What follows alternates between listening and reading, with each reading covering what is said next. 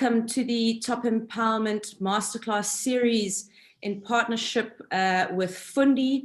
Today we are talking about student success through bursaries. We have a very profound and phenomenal group of panelists with us today, highly intelligent and really just amazing people in terms of what their contribution is towards South African education system. From our perspective, from Top Empowerment, one of our purposes really is to inspire the world to do good business, and we do that through sessions like this, as well as we have a annual event called the Top Empowerment Summit, and where we bring exceptional leaders who are really driving transformation within the country to come and talk about how we can accelerate growth and all sorts of areas within South Africa, business, public sector, private sector. Here are some of the things that you're going to learn today. What we really want to know is what is it that we'd love to hear from you. I've dropped a little note from myself in the chat to get things going. We'd love to know where you're coming from, where you're talking from. What would you like as an outcome of this? Is there anything? You've got some masters in the industry here. Take the opportunity to ask them questions and unpack anything that you have around putting together your own bursary program. So the speakers that we have today, and there's quite a lot of them, but I've got to say each and every one of them hold their own weight in terms of the value they have to offer in our discussions. The first one I'm going to introduce is Professor Vivian Antoinette Lawak. She is the Deputy Vice Chancellor of UWC. Vivian, welcome. Would you like to say a few words just to say hi? Just unmute myself. Thank you very much, Carla. Yes, it's my pleasure to be here. I'm Deputy Vice Chancellor Academic, trained lawyer, both private sector and public sector experience, and I'm hoping to be sharing what we've learned in the higher education space with you today. Thank you so much for joining us. Our next guest is Chantal Oosterhuizen. She is the Executive Director of the Cyril Ramaphosa Education Trust, who's been around for a very long time. Welcome, Chantal. Thank you so much, Carla. It's great to be here, and I'm very pleased to be joining the other panelists. You've already introduced me, so I look forward to what lies ahead. Thank you. Thank you. Our next guest is Luxolo Robushe, who's the Managing Director of Adapt IT. Welcome, Luxolo. Yes, a very good morning to you, Carla, the panelists, as well as the guests that are on the line. I run the Adapt IT education business. And for my sins, Carla, I've been working in education for the past 8 or 9 years, having also interfaced with Fundi as well as the establishment of ISFAP. And as a business, we support over 2 million students globally. So I'm very happy to share all of that experience in this masterclass. Thank you. Thank you, Polo. We are really looking forward to that. And not only do we have one professor, we've got 2 professors. So the next one is Professor Francis Peterson, the Rector and Vice Chancellor for the University of the Free State. Welcome. Good morning, Carla, and good morning to my other panelists, and also good morning to those who've joined the masterclass. Fantastic to be here. So I'm the Rector and Vice Chancellor at the University of the Free State, formerly Deputy Vice Chancellor at the University of Cape Town. Also did a stint as an executive head of strategy at Anglo American Platinum, and also spent time as advisor to various ministers in government. Education is my passion, and I'm looking forward to this engagement. So thank you very much, Carla. We all are. Thank you. Thank you. Before I introduce our co-host, I just wanted to let everybody know, if you are watching and you want to share this with anybody you feel is relevant, you can do so on the social handles we have. We are also live streaming on YouTube, Twitter, and Facebook. So please feel free to share the love and spread the word. Our co-host, and I just want to say a very big thank you, because this wouldn't be possible, we wouldn't be having this conversation without him, is the CEO of Fundi, Dr. sorry, not Dr. Now I'm thinking of all the doctors and professors. Mr. McCall, thank you very much for joining us today. I'm going to hand over to you whilst you do a short introduction program. So I'll just stop sharing here, and if we can bring you up to say hello.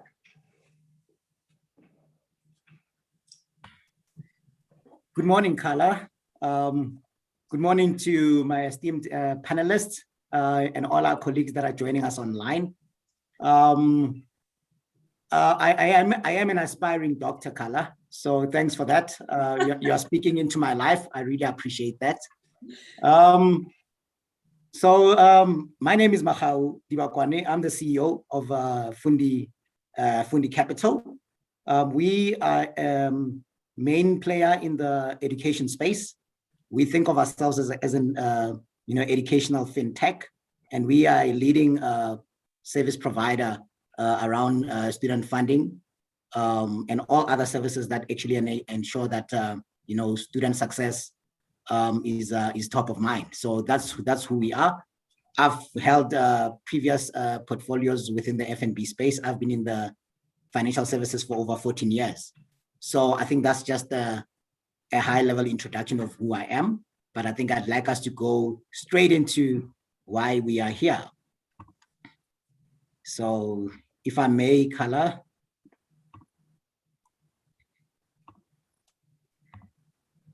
Go ahead.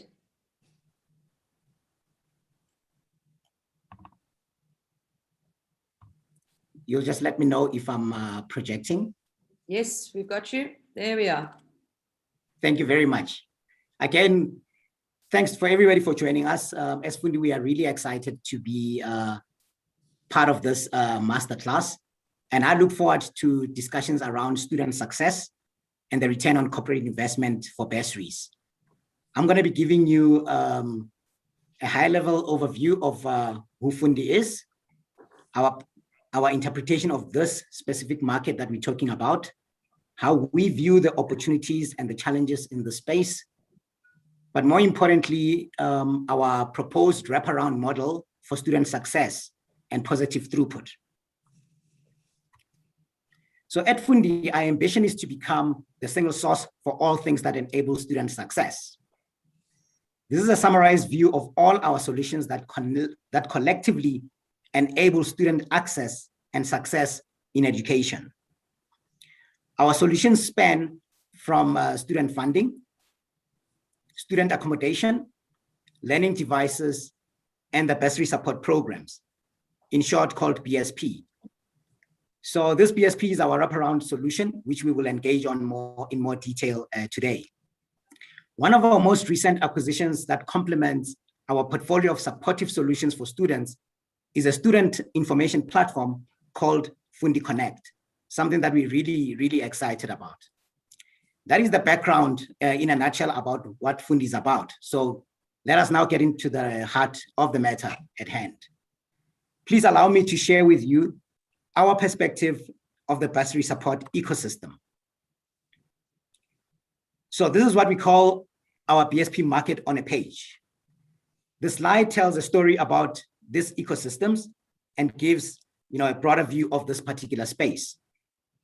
I think it will be appropriate for me to share with you the trends as we see them, the challenges and opportunities, a quick highlight on who the players are, but more importantly, the voice of the bursary student. So what are the market trends telling us? We expect to see huge uptake in bursary support services. Despite the challenging economic environment, we see that more people want to do good as companies desire to support student throughput. I mean, we've seen, especially in the last few months with the challenges that have been happening, but we've also seen a lot of people rising up to this particular challenge in the student space.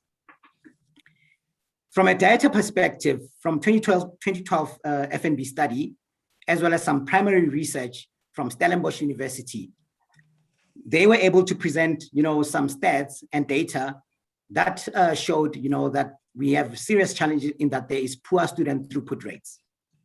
This study included all universities excluding UNISA, and their results are such. After 1 year of study, over an 8-year period for the 2009 cohort in the 3 to 4 year programs, it indicates a 35% dropout rate and a 26% throughput rate. This is a notable and worrisome stats. Another notable trend is the fact that as long as the coronavirus COVID-19 pandemic is still here with us, healthcare will always receive a deserved large share of the government budget. And this will result in lower budgets for education. This negative trend, we believe, will add more stress into this entire education system. While on the private bursary side, we see added pressure on business to deliver returns on their bursary investments. This will call for more measures and reporting on student success, as businesses want to make sure that they get the best ROI for all their investments. So what are some of these challenges besides the poor throughput that I've shared already? From our engagements with our clients, we actually have received some feedback, and we understand that some of their struggles include having clear matrices around their CSI and bursary investments. It also includes measuring and tracking the student success, but there's also focus around human capital investment and not just CSI. So who are the players in this space? I guess historically, this used to be a very close-knit market of players. However, we are delighted to see new entrants and other creative funds and funders that are contributing to the bursary market. The likes of Phoenix with crowdfunding is quite an exciting example. This will certainly help with filling the funding gap and also providing other services that will ensure that the student bursary and support market improves. But more importantly, what is the student saying? So our research and interviews with students have yielded great insights. The students have voiced a need for more support. They said they require tools and amenities that are conducive for a good study environment. We have case studies of our very own bursary students that have excelled when put through a bursary support program. I believe you have seen some of these testimonial videos. If not, we will distribute these as part of the masterclass pack. So what opportunities are there? It's always important to reflect back on the stats. So according to Statistics South Africa, about 13% of youth between the age of 20 and 34 are graduates. Less than 20% of people over the age of 30 are unemployed in South Africa, compared to more than 45% for people younger than 30. So young people are likely to be left behind unless urgent interventions come to the fore. So in my opinion, the opportunity that is there for us as industry players is to contribute to the increasing the rate of employable graduates. Another opportunity is that we can be able to build human capital skills for the future workplace. Everybody is talking about the fourth industrial revolution and how to get students ready for the jobs of the future. And this is something that is very topical in the higher education space.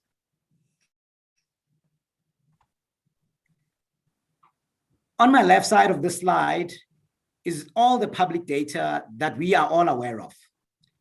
The picture here is very grim, and it further qualifies a desperate need for interventions and tools that assist student success and positive throughput. While on the right-hand side is our Fundi model that we believe provides key building blocks for the journey to enable student success. We call this the Fundi Acts. The 4 pillars are assessment, coaching, tutoring, and support. This is a collective model that we see as adding strategic value to both students and our stakeholders.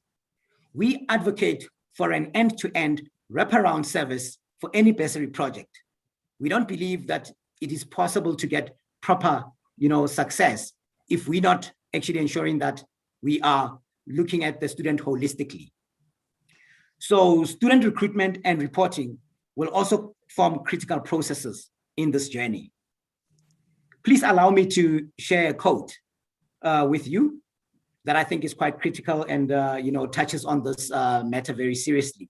So Nick Miller, the Teach Me 2 CEO, says, in a typical classroom, about 20% of students achieve an A. However, if you give the entire class one-on-one tutoring as their primary learning avenue, 90% of the class achieves an A. For me, that is phenomenal because it really speaks to the importance of actually ensuring that we provide students with the right type of support. So the support pillar requires huge focus. And this is where I believe that there are various forms of support that we can provide. However, it is critical that any program that we put together is set up in such a way that it ensures that the student is looked after holistically in order to improve their likelihood of success. So, colleagues, the reality is that student funding does not equal student success. Funding coupled with a well-crafted support program where we consider a holistic approach and a wraparound program for students will lead to student success and ultimately an educated and employable nation. I will leave it here, Kala, for now, as we engage in the panel discussions. Thank you, everybody, for your time. Over to you, Kala. Thank you, Michal. Thank you very much for that. Some really sort of worrying insights there with regards to student success, which, Professor Francis Peterson, I think we were talking about what does student success really look like, and with a 30% dropout rate, how do we get our students to that level of success? Thank you very much, Carla, and thank you for Michal for that very wonderful introduction. I want to start off by trying to picture student success as a social justice imperative. I think Michal talked about doing good while doing business. I think businesses have that, but it's, for me, a social justice imperative. If you have a university qualification, I think this is one of the most powerful tools that you can give individuals to change the lives and economic prospects of their family and perhaps in their communities as well. And we must never underestimate that. And I think we, as responsible leaders, as employers need to play that role. So it's a social justice imperative for me. But how do we define student success? And I'm pretty sure that my learning colleague, Professor Vivian Levac, will explain in more technical terms what student success means. But for me, student success is getting into a university. So we use the terminology access, and that's often where the players in the ecosystem need to play a role. And a lot of work, probably post 1994, had been in looking at the equality of access. But the focus should also be to complete a degree once you access the university. And we talk about equality of success. But there's a third component, that once you've done that graduate subsequently find a relevant job. So that's the employability. So it's access, success, and employability. And even in that equation, you already understand that there are already three players, part of the ecosystem that Michal talked about. There's other players as well, but I think you can't just look at student success in isolation. Now, for me is the third question that I ask is, but who are our students? Remember, we're talking about students. Who are our students? And there had been a tremendous increase in what I would call first generation students that enter the system. And specifically post 2016, when we had the former president that announced the free education for households that earn 350,000 and less, and that have brought a lot of first generation students into the universities. So first, they are defined is first in their family to attend a university or an institution of higher learning. So that's the one component. The second one, which Macha also talked to, under 30% graduate in a minimum time. If we call the minimum time N, under 30% of our students graduate in minimum time. Under 2/3 graduate within N+3. So that's the minimum plus 3 years. Now you can already understand the reason why I'm quoting that is about the preparedness, but also the inefficiency that we might have in our system. And the completion, and about a third, I want to add that as well, a third have not graduated over a 10-year period. Now, where do they go? You know, so you might have a bursary company that support those students, but somehow they fall out or they never complete. And unfortunately, that is still the case. The completion rates remain still very, very much racially skewed. So we in our universities, we talk about an achievement gap between Black and white students. That is still a gap. The gap have reduced a bit through our interventions, but that is still that we need to look at. And then the final comment that I want to make about our students is that the financial stress remains a major driver of dropout. And so that's one particular area that we need to keep in mind. The fourth question that I want to ask myself is that when we talk about, now that we know our students, we also have to know what they're saying. Now, Mahal did talk about some surveys that they probably have conducted, but there's a formal survey in South Africa called the South African Surveys of Student Engagement. It's called SASSI. And I would like employers to engage with that survey, because that survey is done amongst the sector, the 26 public universities, and you can get real data and get an understanding. But if, Carla, if we move to then the players that's involved in the whole issue of access, success, and employability, and Makhao beautifully called it an ecosystem, that there are the players in the ecosystem is critically important to understand who they are and do they talk to one another. That's the important thing. So it is government, and we talk mainly about the Department of Higher Education and Training, the NSFAS, the National Student Financial Aid Scheme. And then there's also very importantly, a lot of people don't talk about that. It's called higher health. Higher health, that is to do with the mental and the physical well-being of our students, because that's critical. We need to understand how our students doing. Then there are USAF, University of South Africa, represented 26 public universities. There's the donors, there's the bursary and scholarship program providers, and there's the employers. But very critically, within the universities, there are a whole series of interventions. And once again, Vivian will elaborate probably about that intervention. But I just want to make the comment about the interventions, is that the interventions should be globally researched, because the challenge that we have in South Africa is not only a South African challenge. There's a lot of other countries, specifically in the States, that we can learn from and can work together. They should be tried and tested. So we mustn't try to reinvent the wheel. And we must try to see to what extent we can scale some of these interventions. So it's no use that UWC have one particular intervention, and sometimes the contexts are different, but there might be others that the University of the Free State, the University of Stellenbosch, or Wits University might and can learn. And how do you have the ability to scale? And the employers, obviously, the bursary programs also need to come in.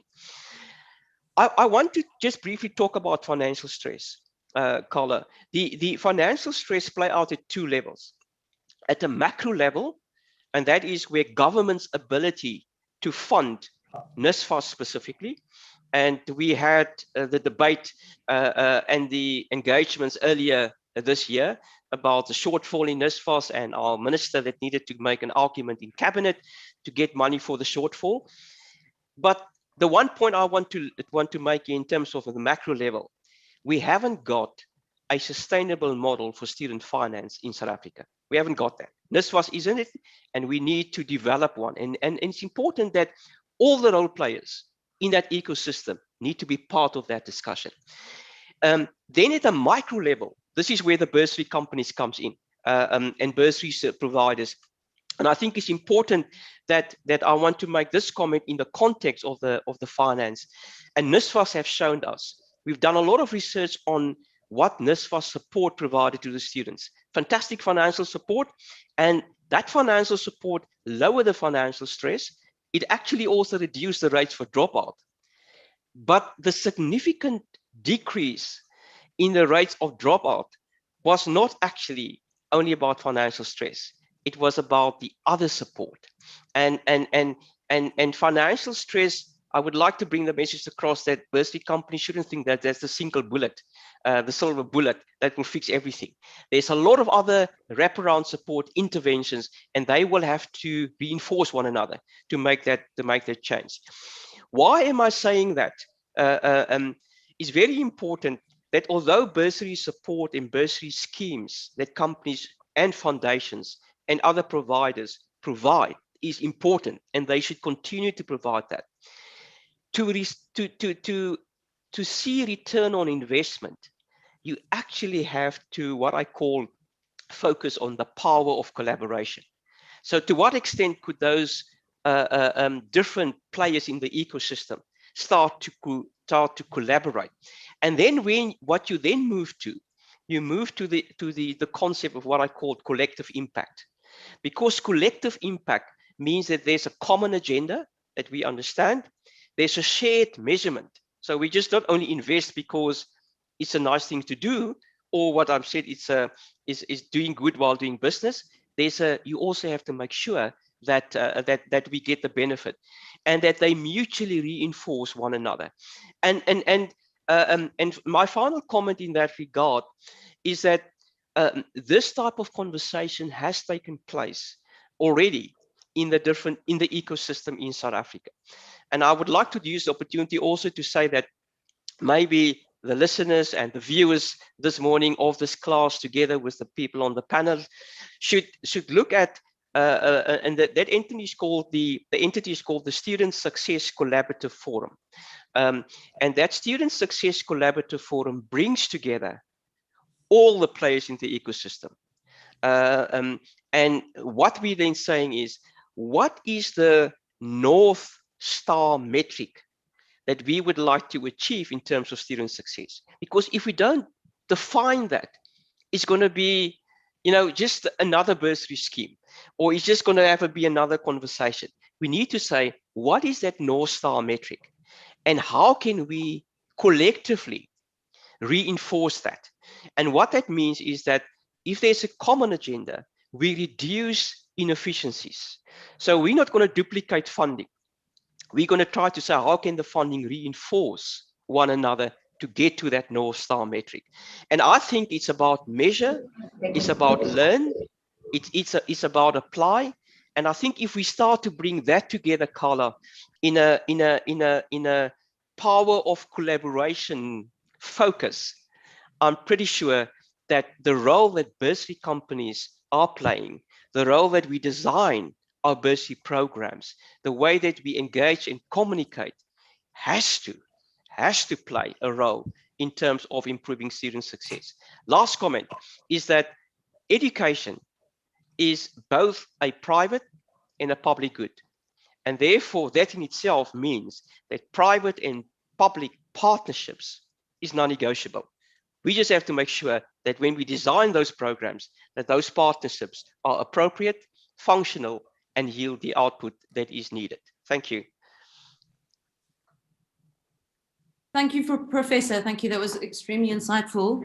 And I just want to reiterate, because I think it's an amazing program you've spoken about. For those who didn't catch it, was the Student Success Collaborative Forum. So go and have a look at it, see how you can collaborate. And please, by all means, put any questions you have for the professor, and we'll get to them a little bit later on towards the end of the masterclass. I'm going to go to Professor Vivian Lovac next. And I think Professor Francis has spoken about, what success looks like, but there's a whole lot of interventions that need to be made along the way. financial issues, social issues, etc. And I think, Vivian, you've got some really things that you can share with us around your thoughts on that. So I'd love to just hand it over to you. Thank you, Carla. It's interesting. Professor Peterson and I didn't discuss the details of his, but you will actually find some overlaps in my conclusion. One of the points he raised was that we should do global research and not try and reinvent the wheel. And I agree with that, but I think our experience has also been that if you really want to understand student success and retention in South Africa, you also need to make sure that you balance that with the contextual realities of the kind of institution that you find yourself in. And in this way, for example, it would be differing. We have quite unequal, I can probably say, higher education system in South Africa. So experiences would be different depending on the kind of university background, the history, etc. So yeah, I can only speak for UWC that the levels of underpreparedness of our students are quite high. We draw students from predominantly disadvantaged backgrounds. Most of our students are first generation. So we already had that. We didn't really just see the increase of that, but we already had that first generation students that would be entering the university. And I think from a contextual, and this is probably something that we all share here today, if we are serious about creating responsible citizens and graduates who can take up their place in our society and make a meaningful contribution that are employable, then the bottom line is that it's not just for universities to make that contribution. So it is true, yes, we have in the university system, in higher education, we have, and our CEO of Fundi has spoken about it, and Prof. Peterson, a high attrition rate and a low throughput. And so what we've realized through our research before we drafted a UWC student retention and success framework, that there was actually at 3 levels that I want to highlight. One can look at what are those contributing factors that either inhibit or increase a student's success and retention whilst and before and whilst and after they are at university. So the first layer we identified is that unless you have a caring and inclusive environment, from the time that the student enters the university until they end up leaving the university and hopefully through lifelong learning come back at some stage, there has to be an inclusive and a caring environment. And that means that how you identify the kind of learning extra needs that the student might be needing as they're entering into the system through the extra support that would be given, not just at first year level, and I'll speak a bit more about that, but transitioning that right through their final years at university. So that's the first level. And during that level, we also found through our surveys that the more information you receive upfront from a student as to who they are, where they come from, what kind of, what quintile school were you in? Are you first generation? There's a lot of pressure on first generation students. I myself one, and you've never seen a university, and you are actually in the sense carving out the future for those that will come in your family. The second level is where a lot of the interventions would lie. That's what is your academic learning and teaching environment like? So here we look at, is our curriculum really responsive? Is it relevant? Are the assessments that we're using, is our learning flexible enough? Do we have the right resources? We've seen during the pandemic how something like a device or data became almost like a basic service instead of an add-on like in the past. How responsible are students in relation to their own learning? Those are just some of the questions around one pillar of that. The second point I want to make around our academic learning and teaching environment is we need to track, and this we do at various success or varying success across universities, track and monitor our student success and not only look at the times when they're doing assessments, for example. So early warning systems, even when the student leaves the university, do we do graduate tracking or tracer studies? Whilst they are at universities, and I think most universities do this quite successfully now, we have quite a big focus on data analytics, and we do cohort studies to try and understand those factors. So it's a constant need to improve on those interventions then that will enable, and that we can only learn through the use of learning analytics and other forms of data analytics. Then what we also do in this band is to review constantly and evaluate. So you can't just think that if you're a curriculum, that curriculum must last you for your entire lifetime. You need to do that, and the program reviews to hear what our students, because I also give feedback into that. And then from an infrastructural point of view, there are quite a few things that we can do. But I think where the bursaries come in and where it becomes quite important is the third layer, which is the academic and social support that we give to our students. So when it comes to finances, what was quite interesting for us in our own surveys, or the data that we have, is that already if a student has a bursary, whilst it does not guarantee student success, already that is it's one factor that increases that student's chance of, and there are other factors that I want to mention. So at some universities, we have food security as a major issue. So if bursaries are not aware of the fact that you might pay for the tuition fee, but the student is hungry. So and you might not know that our universities have food security programs. A major factor is would be living condition. Is the student in a conducive or an unconducive environment for learning? Is a student commuting? Does the student have access to healthcare?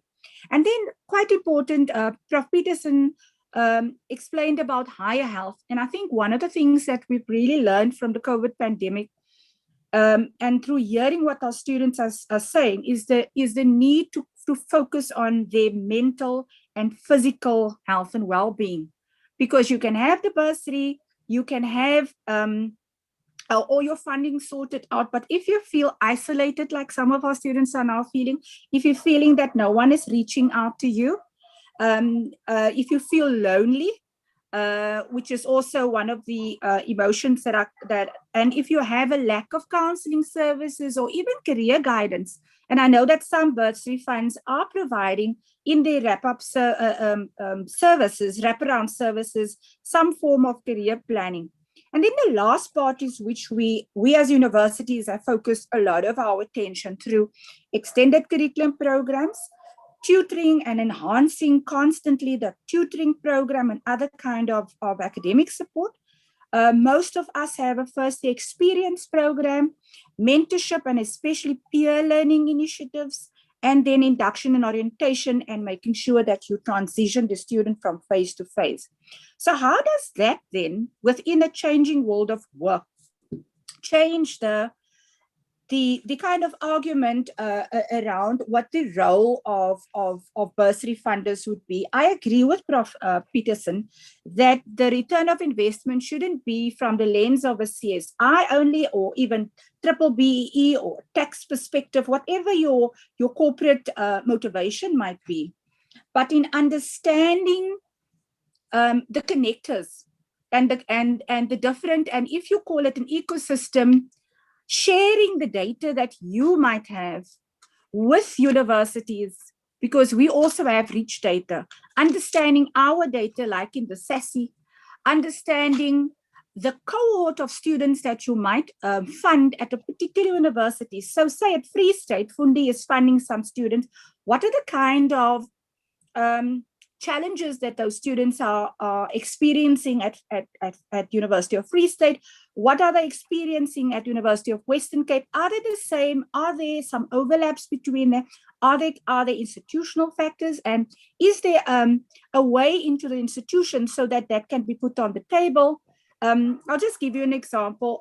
Because we belong to the Siyapumelela network, where we focus on the use of data analytics to enhance student success, one of the key institutional structures that we have is a student success committee. So how do we then make sure that we get input into the student success committee, which is not just institutional, but that one can then use those external analyses in order to enhance what our institutional interventions are without taking away from the bursars. A last point is that I think we have a collective responsibility, and it's probably something that we can only get right through collaboration, so that we don't try and reinvent the wheel from the different stakeholders, but that we know how in different ways we can all contribute to student success and retention, not just for the sake of student success and retention whilst they are at universities, but so that we can also, and maybe through even understand the co-curricular activities that universities have and other kinds of initiatives that where we focus on attaining the kind of graduate attributes that would be needed in the fourth industrial revolution and the world of work. So I think I'll leave it at that for now, Carla, and hand over back to you. Thank you so much, Professor. And I think there is that you've really both of you brought a lot of issues that we need to unpack. And I think what I would say opportunities for us to rectify. But I'm gonna go over to Chantal Oosthuizen, who's currently the head of the Education Trust at Cyril Ramaphosa Foundation. And I think for you, Chantal, you probably get asked a lot, what is, the important question I think we're asking ourselves is, what impact are we looking for? What return on investment are we looking for from these graduate programs or from these programs? So I'm going to hand over to you and just give us a little bit of insight there, please. Thank you very much, Carla. I think that I'm going to be reiterating a lot of what our previous speakers have already mentioned. I think that it's fantastic that we are speaking from, I guess, or singing from the same song sheet.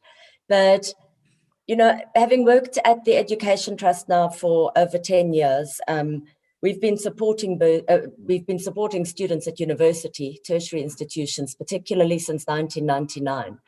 And when we started out, there was, I think, like many people supporting bursary students, we recognized the need to provide financial support. It's the way a lot of, I think, the bursary providers have started out. And as has been mentioned, financial support is not the be-all and end-all. We've come to recognize that. It has to be so much more than that. Over the years, we've transformed our program and concentrated on holistic support. I'm very pleased that Vivian mentioned the fact that holistic support is essential, and that is what our program is based on. Holistic support, which incorporates psychosocial support.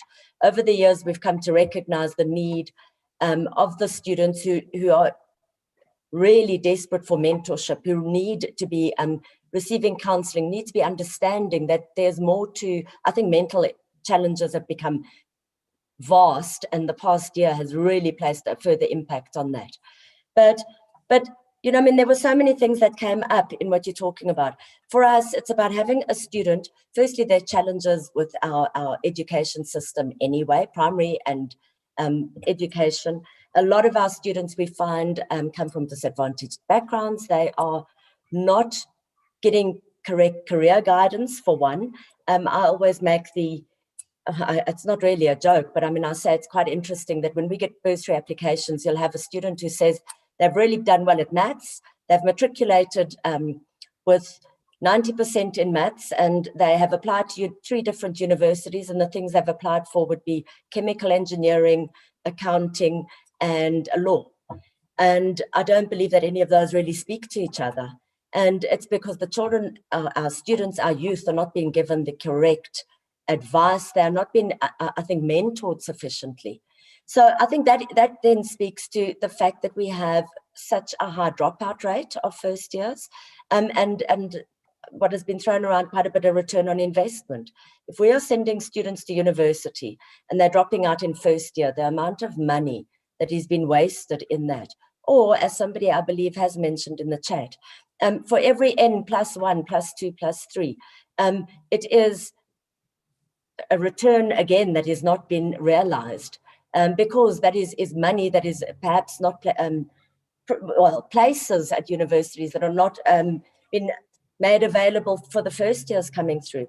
Now we have a really, really big challenge around bursary support for students. That is a major challenge. I always say that I believe there is sufficient money, however, out there to be supporting students. So it is about collaboration. We need to be speaking more. We need to be collaborating. It's something we've done at the Education Trust where, as I've said, when it moved from just being financial support, we needed to collaborate with many other partners to bring them on board, to be able to ensure that our students are getting the support to progress through university, to graduate, and to be effectively or efficiently skilled to go into the workplace. Now that raises the next challenge that we're having. We're producing graduates who are now not being able to find work. We speak of the incredibly high unemployment rate of our students, and that in itself is disheartening. There have to be further opportunities, and that I believe somebody mentioned in the chat also, the first year out of university, your graduate status, there's no work experience.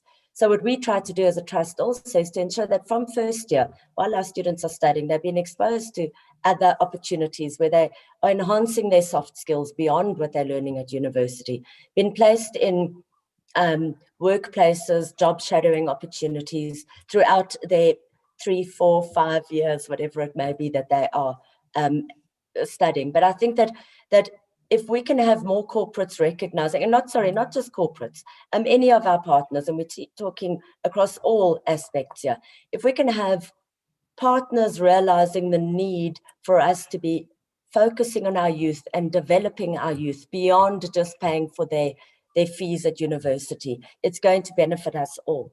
I talk of the life cycle of our youth, and it's almost like building with Lego blocks, I think, because I believe that building our youth one econo Lego block at a time is going to see the success that we need, or certainly provide our students with the capacity to go out and become, I don't know, I guess part of our economy, because that is ultimately what we need, is for them to be building our economy. Somebody else did, and I'll just go into that briefly, somebody else in the chat also mentioned entrepreneurship. And I think that's a whole another discussion, but it is so important, I believe, for us to be educating our youth on the benefits of entrepreneurship and perhaps unpacking what entrepreneurship is. So again, we speak about a student going to university, they're studying accounting because they want to become a chartered accountant. But very few of them will say, I want to be a chartered accountant who opens my own accounting firm. They say, oh, I want to go and work for one of the big 4, the big 5, whatever it may be. And I really think that we have to be working with our youth, collaborating with them and changing mindsets. But the support is the imperative here. And when I've mentioned a number of times what that support may be, one of the initiatives that we started 2 years ago at the Trust also was ensuring that every one of our graduates with a driver's license. And I had somebody say to me, what's the point of having a driver's license? You just need to look at any of the businesses out there. They ask for a graduate to have experience. From where, I ask. But they also need to have a driver's license. And I mean, I say we make sure that our students get valid driver's licenses, because otherwise we find them on the market trying to buy a license because it's a requirement in order to just get an interview at a job. So, I'm very passionate about all of this. I'm so passionate about the youth and the future of the youth in our country and the fact that they are the future. So I could continue speaking for ages, but I think that I'm going to pause for now and following with this. Thank you so much, everybody. Thank you so much, Chantal. And I see there's a lot of conversations happening on the chat.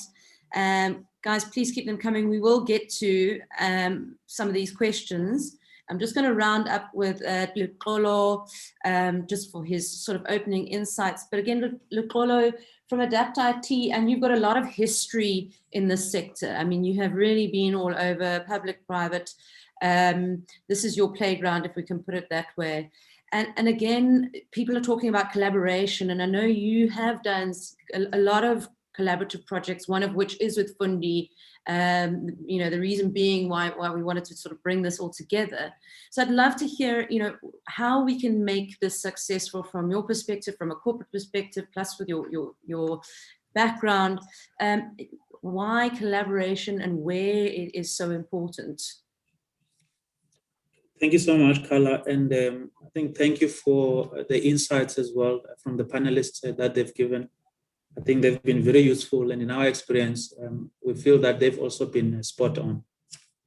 So allow me, colleagues, to just reflect a bit about us firstly, so that we can contextualize our contribution. So as Adapt IT, we really provide specialized software as well as a digitally led business solutions. We support in South Africa 18 of the 26 universities, and we are also supporting 23 out of the country's 50 TVET colleges. Our history, which started in 1986, has been with the provision of an ERP that supports institutions of higher learning, and that has focused primarily on the admin assistance side. But lately, we have then extended that reach to also look at digital teaching and learning through our certified partnership with the Moodle. So we currently have an opportunity to provide a 360 view of a student, really from an inquiry, and we can talk right through to alumni management. And I think central to a number of points that the colleagues have been talking about, it has been about student tracking. And I'm happy to say that because we have got a user community, one of the things that our users had asked for was really to begin to look at a tool that they can use to focus on the tracking of students. I agree with Professor Chantel that there are a number of interventions that institutions of higher learning put in place. But I think part of the challenge has been with regards to how to measure the effectiveness of those interventions, especially when it begins to talk to throughput. And that has been a major, I think, impact. I think Vivian also spoke about the challenge of data that a lot of institutions are dealing with. There's a lot of data that can be mined to begin to track the life of a student as they basically move through the institution. One of the key challenges generally with that is what then becomes early warning systems that administrators can look at and begin to say that this particular student indeed does need an intervention. Obviously, no one wants to do that at the end. You want to pick up students that are struggling fairly earlier on and also begin to put in place your own interventions and also be in a position to track the effectiveness of those interventions as the student is actually executing their academic program. And we found that to be a primary challenge with a number of our own customers that we speak with. The other thing that has happened in the last 4 years has been the move to student self-service.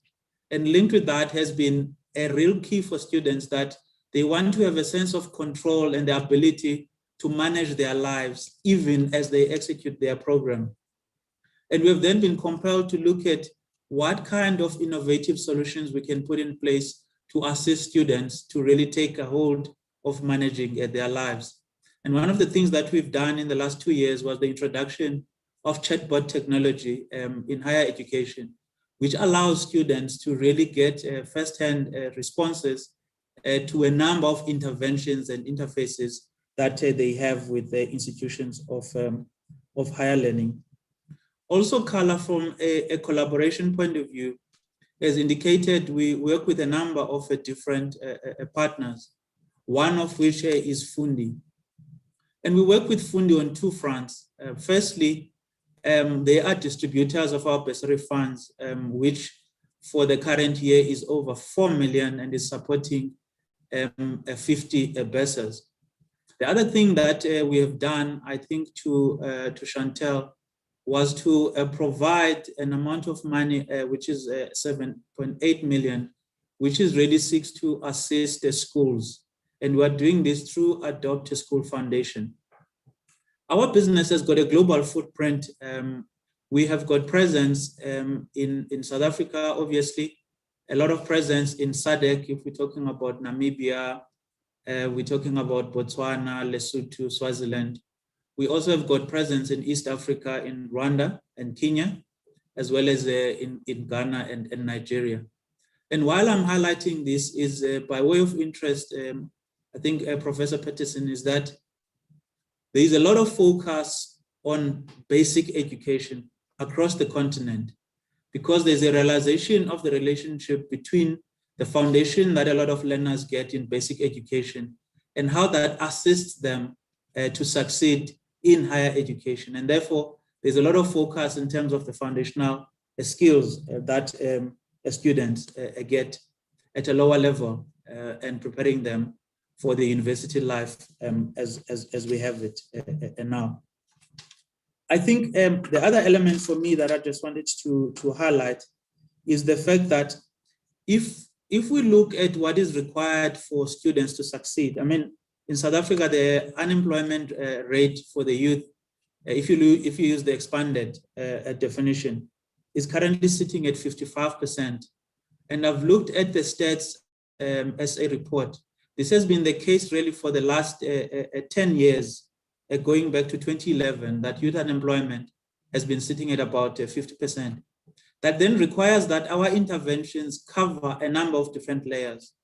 So not only must we just offer bursaries, but we must also have a focus on learnerships, because there is a serious need to provide skills that are required by a lot of young people so that they can begin to get employment and get it quickly. And then there's also the focus with regards to the internships for graduates. As Professor Peterson was highlighting, there is a huge unemployment amongst our own graduates. And this for me, Kala, is what I consider to be contradictions that we have within our own country. We have an abundance of human capital.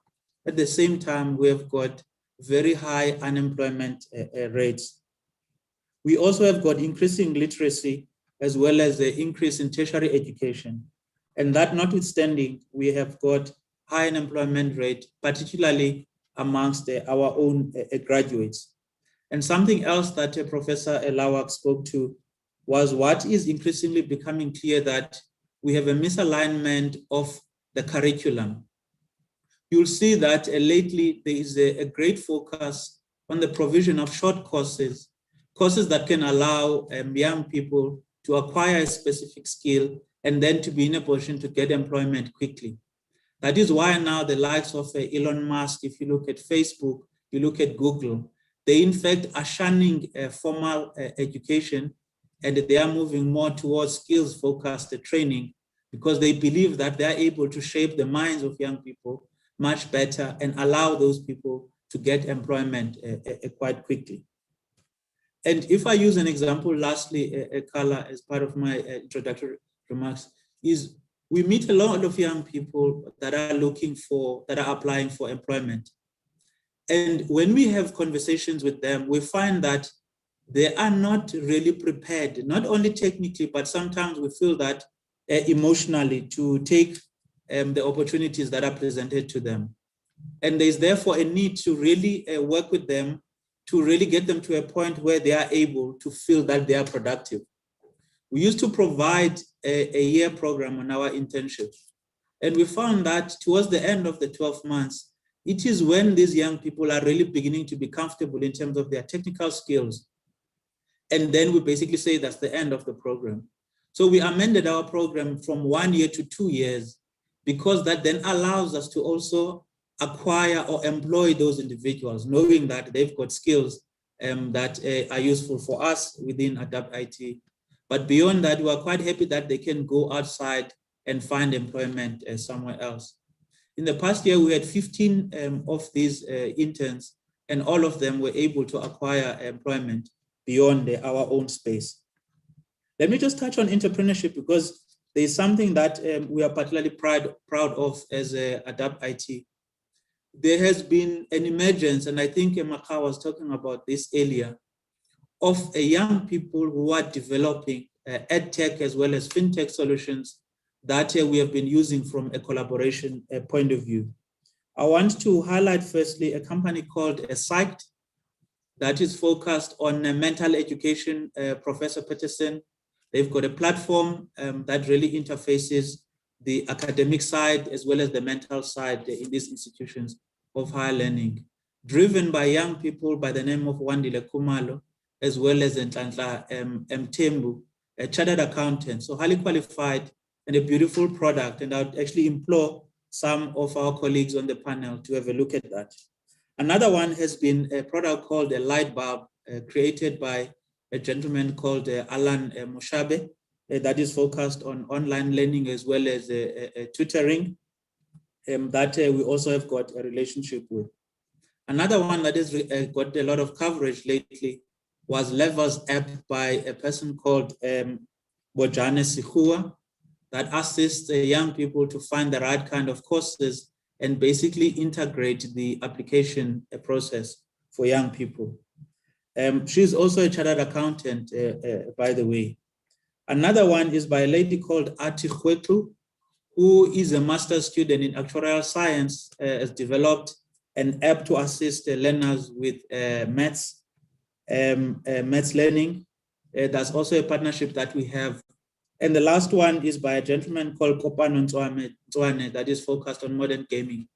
And why I'm highlighting these colleagues, I'm saying that as the corporate sector, we do have an opportunity to encourage young people and the businesses that they generate to basically form part of the ecosystem color that you are referring to, so that not only do they learn and get assistance at bursary level, but we also then give them opportunities to essentially develop solutions that they can then use from an entrepreneurship point of view.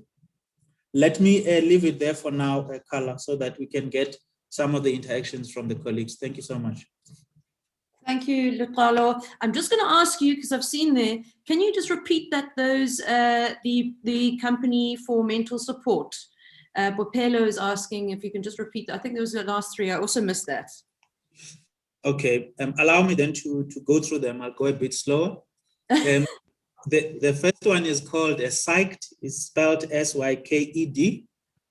And it basically links the students with psychologists and psychiatrists in terms of the management and the support of students as far as mental health is concerned. By the way, globally now, mental health is rating as the third highest focus for the higher education sector. The second one then, Carla, is called a light bulb, and this provides an online platform for assisting students with tutoring, as well as online learning. The third one is called a Levels app, and the name of the owner of that app is called Bojane Sihua.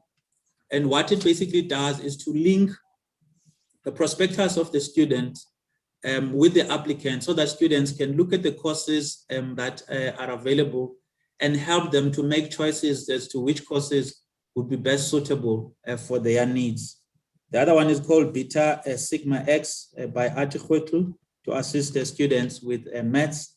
And then the last one is called Modern Gaming by Kopano Ntswane. And the whole thing about modern gaming is that because a lot of young people are spending time in social media, it's much easier for them to interact with learning approaches that are essentially available in the same platforms that they are using. That is why chatbot technologies are very popular with young people, because they are available on WhatsApp and they can communicate through that platform quite easily. Thanks, then, Carla. Thank you so much for that, and it gives a lot more clarity. And also congratulations on some of those successes you've had. I think from Professor Francis Peterson talking about collaboration, it seems, or a cohesive collective point of view, you really tied that all together, and it would be remarkable to see, as among all of you as panelists, how could you scale that? You know, how could you scale that growth? How could you scale those opportunities among you and your different institutions? Before I get to some of the questions, there has been a poll that has just come out, so we'd love to hear some feedback from you around some of those questions, and I will give you the results of that whilst we're on the masterclass. We've got about 25 minutes to go, so we're going to do about 20 minutes of questions and answers. The first one I'm going to ask, and I just want to put it to Professor Vivian and Professor Francis, was around your comment, Luxolo, that skills-based training is kind of what we're looking at as the new profession or the new academic way of learning, and how that impacts. How would that impact this? How would that have affect our institutions, and are our institutions agile enough to be looking at this as a future? Because Vivian, you spoke about the future graduate, the future student. I'd love to hear your thoughts and responses on that. Okay, I can go if Francis is fine that I'll go first. We've had quite a series of discussions on this internally, but it also depends on the kind of profession and the context where the student is moving into. I'm most familiar with the legal profession and the understanding that we eventually over many years created amongst the organized profession as well as us as higher education institutions is the fact that skills are very necessary, and some of those skills need to be infused in the undergraduate program, but without sacrificing on the substantive content that would be needed. So in a sense, we had to create an understanding that whilst we would ensure that there would be certain legal skills, I'm just using law as an example, now we're infusing entrepreneurial skills and to get also to the entrepreneurial mindset, etc. On day one, when they enter practice, they're not going to be technically a adept person. They're not going to be a ready-made lawyer.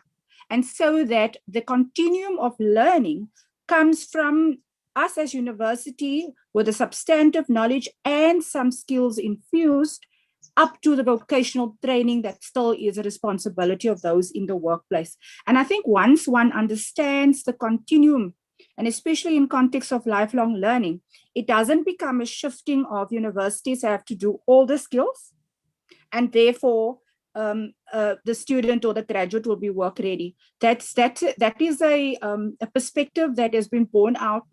Besides the legal profession, where I was very involved in how do we carve out a new LLB, but in other professions as well.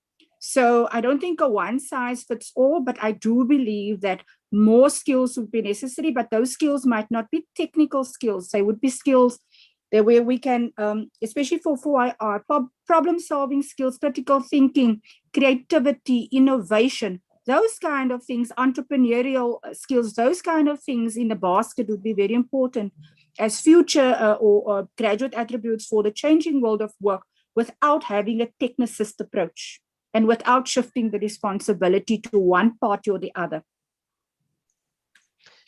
So Carla, I would like to add with what Vivian has said and agreed with her. I think universities are supposed to also produce graduates that are thinkers, because if you align them to a short-term demand from the economy, then I think then there's the misalignment between what university should be doing in the longer term. I actually would say if I have to give a sort of a response to that question, and often when I engage with the sectors of the economy, when we talk about ecosystem, we shouldn't talk about ecosystem just because it's a nice word to do. Let us try ecosystem playing out answering that exact question. So what we've done at the University of the Free State is that all our academic programs have got industrial advisory boards or sector advisory boards, where we bring the ecosystem in the economy into the university. So they know how the curriculum works, they know our students, they know our academics, and we also jointly design employability courses where the people from Microsoft or others work together with our computer science, and the mentoring part or the vocational part that Vivian talked about, we already start to do in conjunction with the economy. So I said yesterday to Carla, the business model of the university is we are delivering on our academic project, but we also need to understand where our feeder stream comes from, which is the school system. So we need to have a back integration loop, to use your terminology, back to the schools, understanding the school system, where they come, what the success is, and so on. And you also have to have a forward loop into government, private sector, industry, commerce, communities, to understand what they do, what they stand. And if I talk about the ecosystem, that's the ecosystem, but not only on paper. They need to work practically. And this is a very good example. And we can cite entrepreneurship examples, because the way that we look at entrepreneurship is not an activity, it's a value chain, from sensitization to skill development, to practicing, to exposing them to failing entrepreneurs and entrepreneurs, incubating, innovation, commercializing. That's the value chain, and that cuts across the full ecosystem. So I think if we start to talk about ecosystem, we must, in South Africa, we must learn that those sectors of the economy actually have to function as one. They use different languages, they use different way of approaches because they're different sectorally, but as a system, they're one. And how do we get that right? We will start to reduce inefficiencies, and that North Star that I referred to earlier becomes a reality, because it's not only one actor or player, they all work together. Thank you, Carla. Thank you, Professor. Thank you very much for that. I'm going to get into some of the questions, and I've got one from an anonymous that is saying, do you think that the lack of communicating bursary and skills development opportunities to underprivileged youth could also be a stumbling block? And I'd like to give that question to Chantal. But you did mention an area around this. So Chantal, what are your thoughts there? Carla, I would have to agree with that. And I think that comes from the fact that, look, Carla mentioned that you know, one of the other entities under the Cyril Ramaphosa Foundation is the Adopt a School program. And we're working in about 600 schools around the country, disadvantaged or rural schools.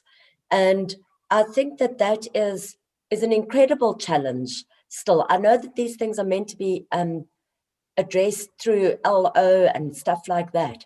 But I personally believe that our students are not getting sufficient career guidance. And when there is career guidance, I believe that it is focused still. Now, I have absolutely, please don't get me wrong, it's focusing on STEM.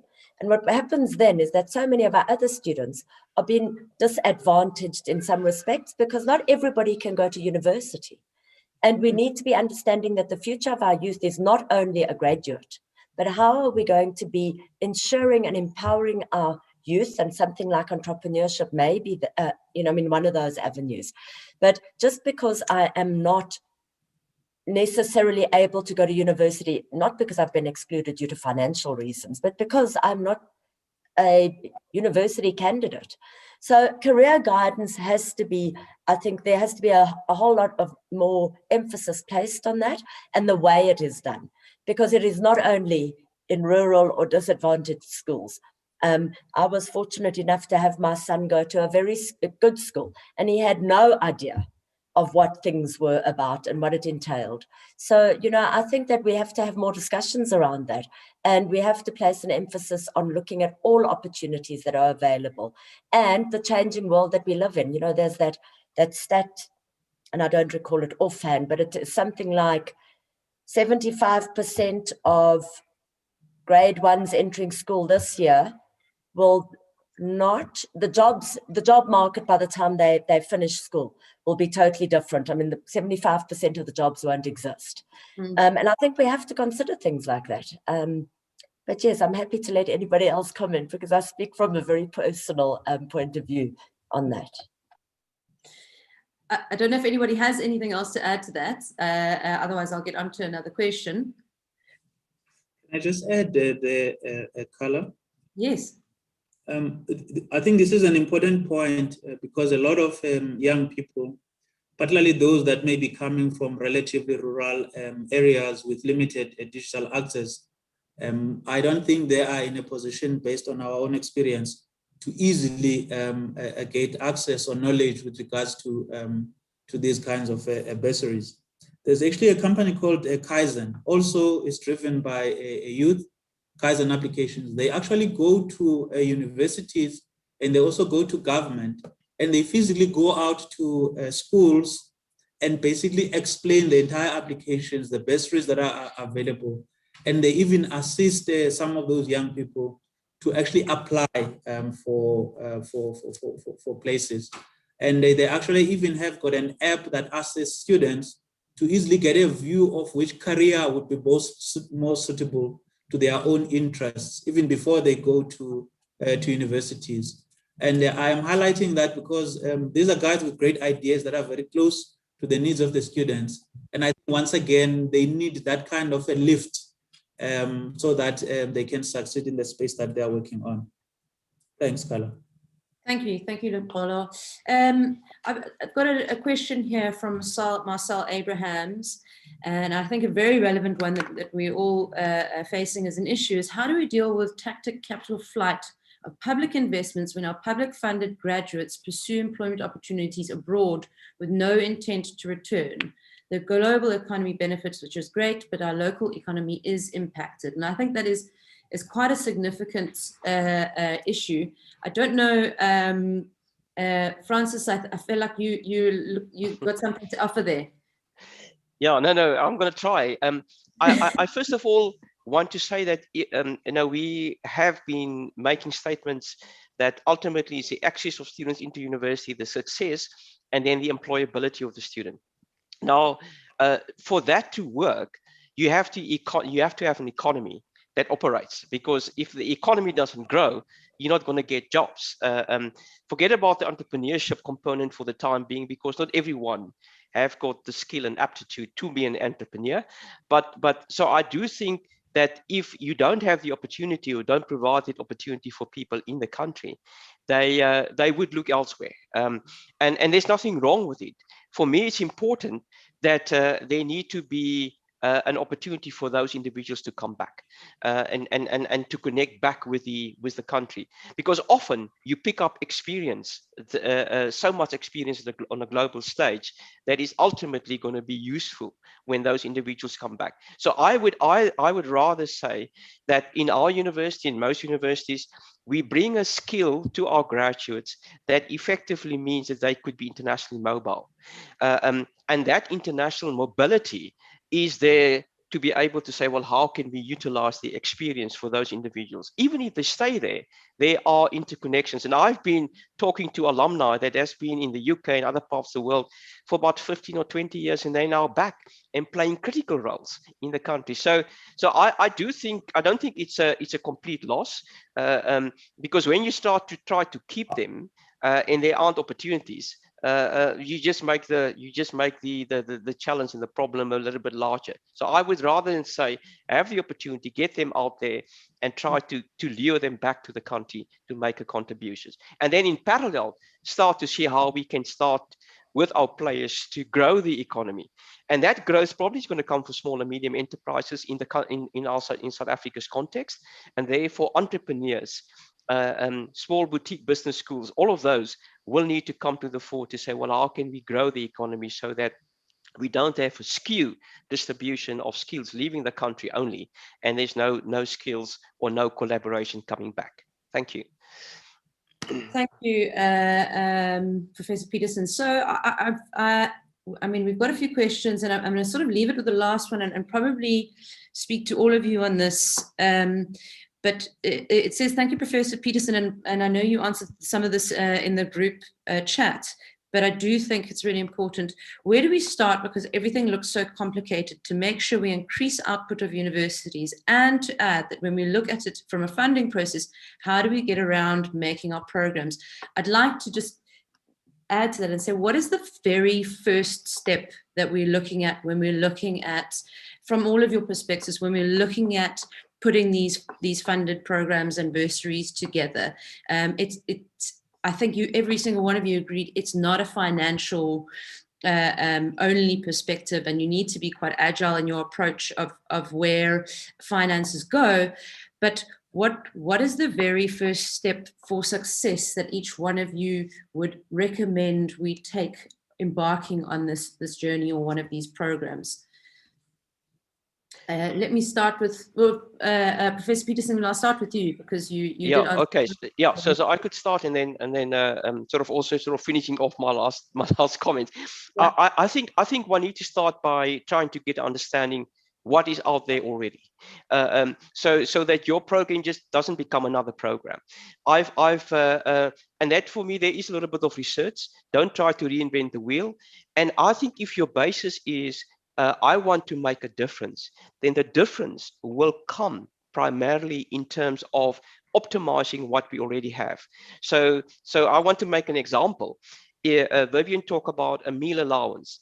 If a meal allowance to a UWC student is 100 Rand, and NSFAS only give 80 Rand.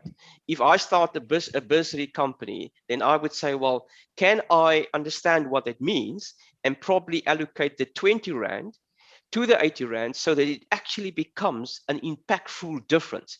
Because if you now start a meal allowance parallel to that was also 80 Rand or 60 Rand, you're actually not addressing effectively the system.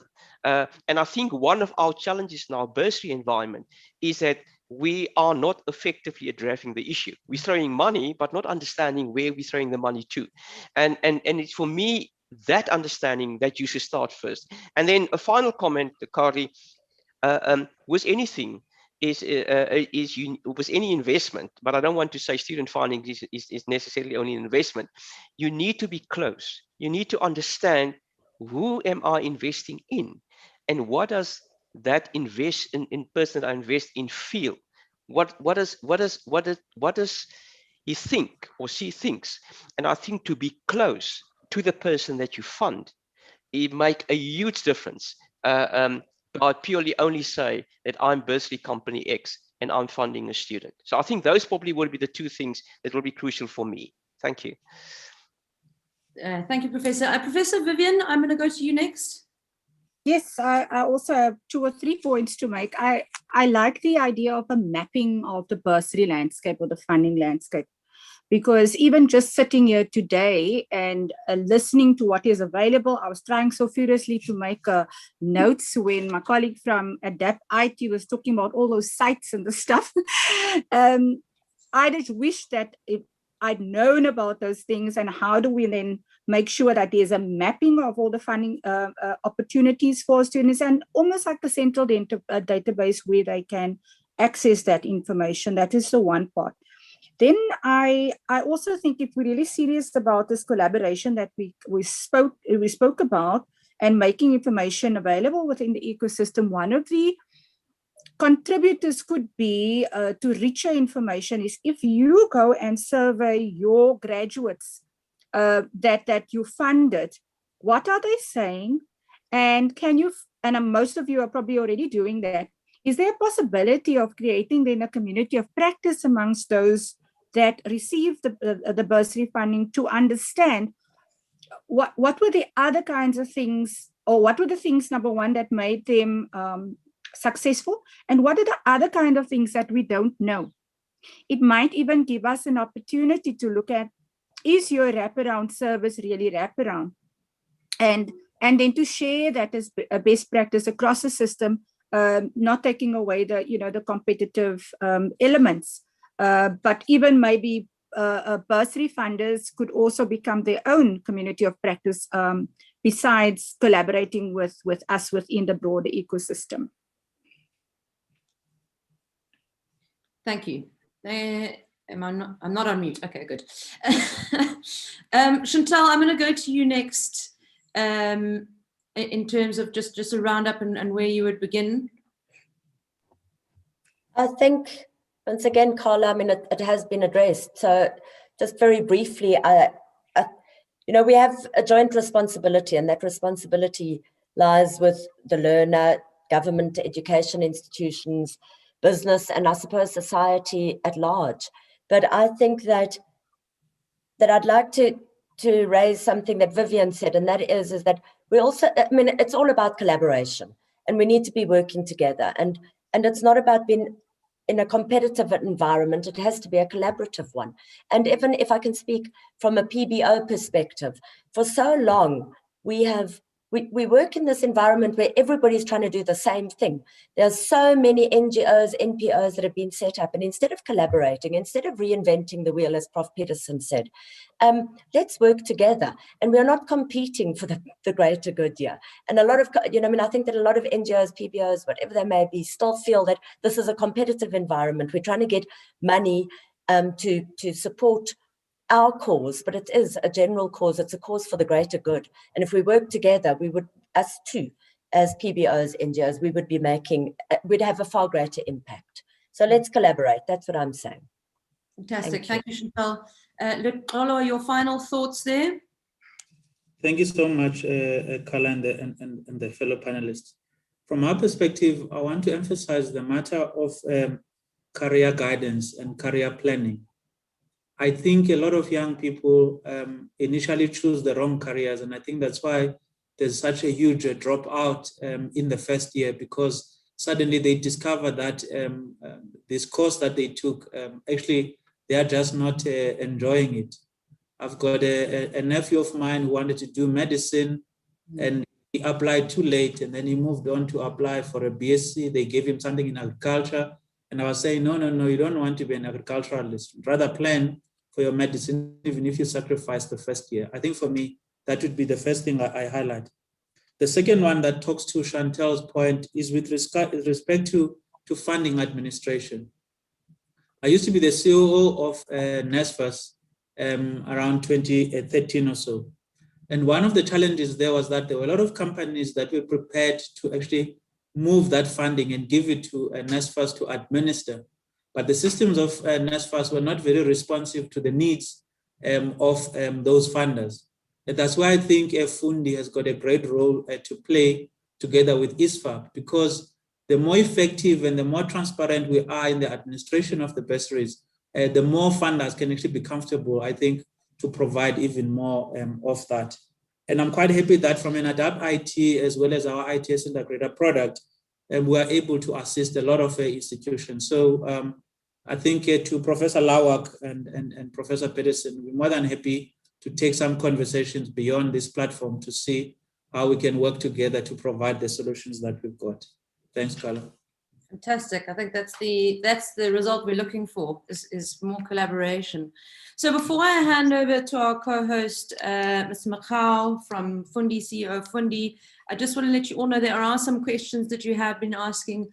The Fundi support team is able to answer your questions. We will give you contact information in a follow-up email. There will also be a link to the full masterclass for anybody who wants to access it or share it or refer back to it and go through that again. So the results will be there. If there are any introductions or questions that come up post this masterclass, please, by all means, I will pop my email address into the chat, and you're welcome to touch base with me and just ask me who you'd like to connect to, and I can perhaps give you some introductions if there can be some collaborations. Mr. Makau, over to you. First of all, thank you from Topco and Top Empowerment for co-hosting this with us. We're very proud to have put this together, and we have worked very well together. And I'd like to thank your team, Marla and Spiwe, who've been really on the button with this. So thank you guys very much for that. And over to you. Thank you very much, Carla. I think what has transpired in this session has been quite amazing. I'm really very proud to have been part of this. The team of this esteemed panel that is actually here, and it's here to talk about how do we actually make a difference. That's why we are all here. And when it comes to assisting students, I think us as Fundi are very much open to engagements that will always ensure that we put the student first. I mean, we are here, our focus is on enabling dreams, and we're very excited about, these conversations, and more importantly, the fact that it sparked, collaborations. And we hope that, and I expect naturally that these conversations will go on and we'll be able to even strengthen this, relationships even more. So once again, I would like to thank our panelists. I would like to thank Topco, Kala, thanks for moderating this. And most importantly, our invited and esteemed guests for joining this, much needed session. I think it was quite important for us to get together and be able to engage around how do we improve, student throughput and make sure that the investments that we all make actually, improve the society at large. So thank you all, and I hope to engage all of you in the future. Thank you. Fantastic. Thank you very much. Thank you, everybody. And hopefully we will continue the conversation. There will be an article, a write-up that goes into our Topco Bulletin newsletter next week, Thursday. So please keep an eye out for that, and share the insights and collaborative successes that we could be having to make sure that we get our youth educated and successfully part of our South African working society. Thank you, everybody. Thank you. Bye-bye. Thanks, Kala. Thank you. Bye. Thank you. Bye. Bye, everybody. Take care. Thank you, everyone. Bye. Bye. Bye-bye, everyone. Thank you. Bye.